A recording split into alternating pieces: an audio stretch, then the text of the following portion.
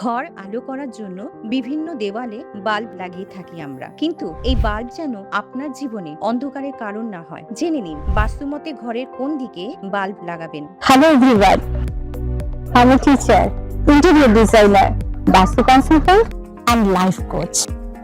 Welcome to my channel Interior and Vastu by Pakia.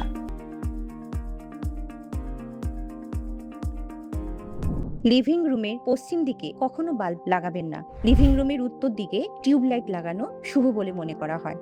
এর প্রভাবে বাড়িতে ঝগড়া বিবাদ কমে এবং আনন্দের আগমন ঘটে। আমরা সন্ধ্যেবেলায় আলো জ্বালি এবং মনে রাখবেন সাদা রঙের আলো বাড়িতে শান্তি আনে।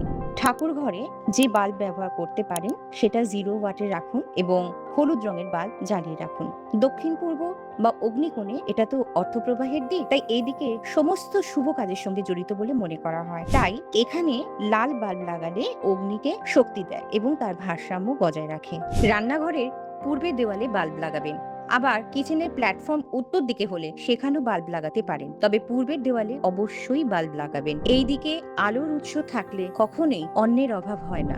বেডরুমে যেদিকে বিছানা রয়েছে তার সামনের দিকে দেওয়ালে বাল্ব লাগানো শুভ বলে মনে করা হয়। এর ফলে দাম্পত্য সম্পর্কে মাধুর্য থাকে। আপনাদের বাথরুমের দক্ষিণ দিকে বাল্ব লাগাবেন না, এর ফলে বাড়িতে নেতিবাচক শক্তির বিস্তার ঘটে। সন্ধেবেলায় বাড়ির সমস্ত বাল্ব জ্বালানো উচিত। বাড়ির আঙিনা এবং পুজো ঘর সন্ধ্যের সময় অন্ধকার রাখতে নেই। সৌভাগ্যের জন্য এটা অত্যন্ত জরুরি।